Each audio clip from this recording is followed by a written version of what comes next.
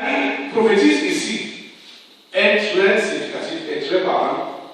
Parce que vous savez que, en voyant que les gouvernements de ce monde et leur population ont rejeté Dieu, pour que vous puissiez vous placer, vous tenir pour le compte du vrai Dieu, vous devez savoir que les religions, les gouvernements, les hommes de ce monde, tous sont contre vous.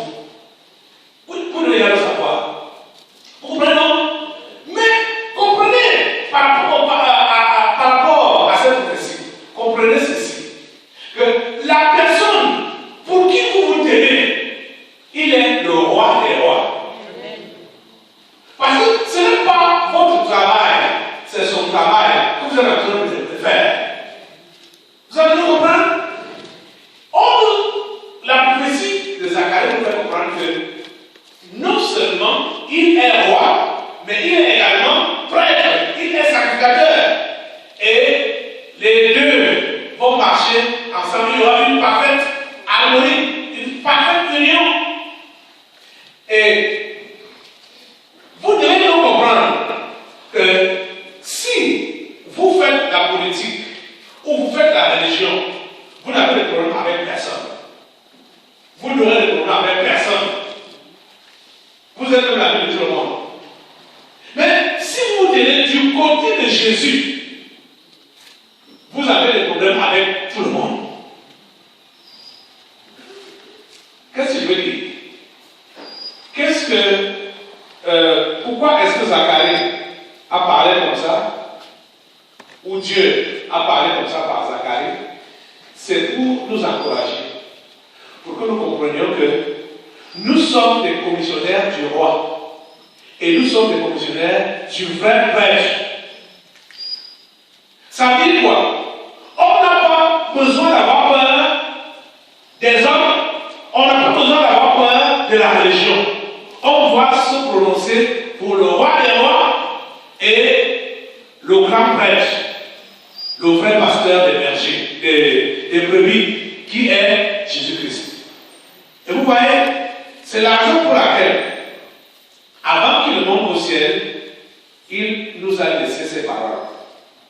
Dans l'évangile de Matthieu, chapitre 28.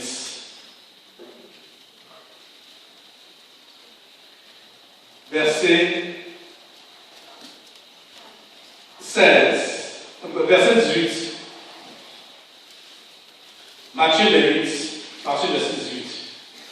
Jésus s'étant approché, leur parla ainsi: tout pouvoir m'a été donné dans le ciel et sur la terre.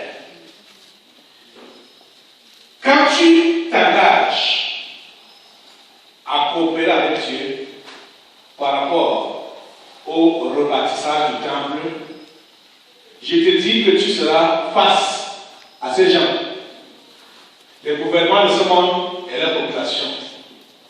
Tu seras face à eux. Ils vont s'opposer à toi. Ils vont s'opposer à ton évangile. Ils vont s'opposer à ton message. Mais tu dois comprendre que celui qui s'est engagé de bâtir cette église, il est roi et il est prêtre. Et tu n'as pas engagé ou tu n'as pas initié le travail du bâtissage ou du rebâtissage du temple par toi-même, mais tu n'es qu'un commissionnaire. Parce que tu as cette ordre de mission qui va donner après. Puisque au verset 18 ici, il dit quoi? Tout pouvoir m'a été donné dans le ciel et sur la terre. Tout pouvoir m'a été donné où? Dans le ciel et sur la terre. Jésus a tous les pouvoirs dans les cieux et sur la terre.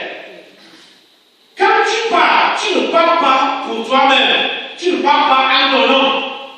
Quand tu pars, sachant que tu pars en son nom, tu dois savoir que le pouvoir du ciel et le pouvoir de la terre t'accompagnent, te soutiennent, te supportent.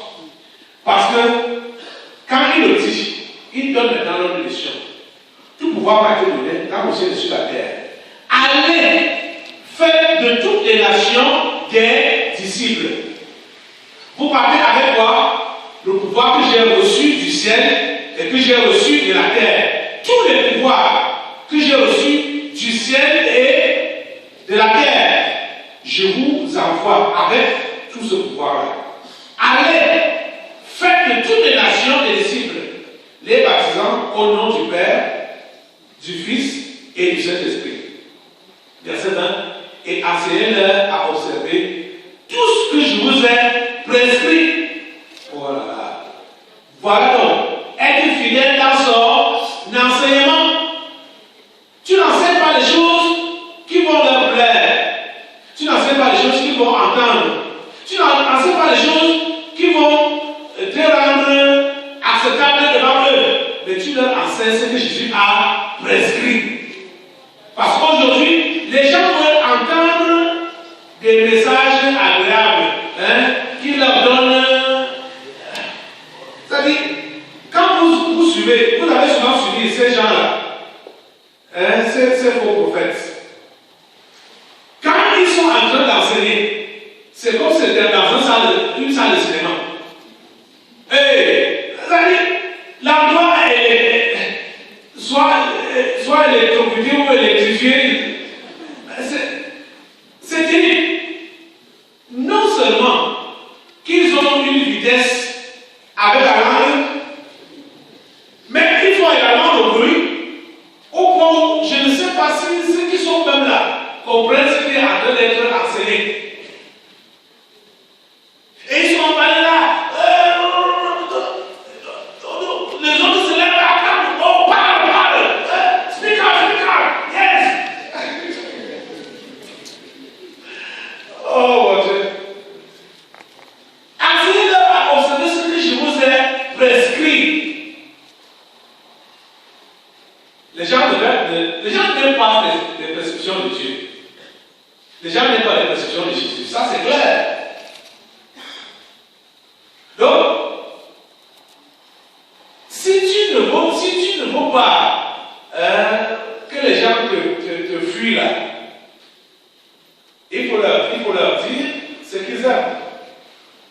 Et c'est la méthode que beaucoup de prédicateurs ont pris là-bas d'ailleurs. C'est-à-dire prêcher aux gens ce qu'ils aiment entendre. Et la Bible a prévu ça. Dans les derniers jours, ça va se passer ainsi. Les gens auront des démangeaisons dans les oreilles là.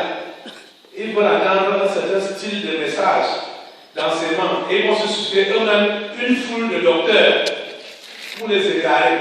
La Bible a appelé ça une foule de docteurs. Aujourd'hui, les prophètes sont à tout point de rue.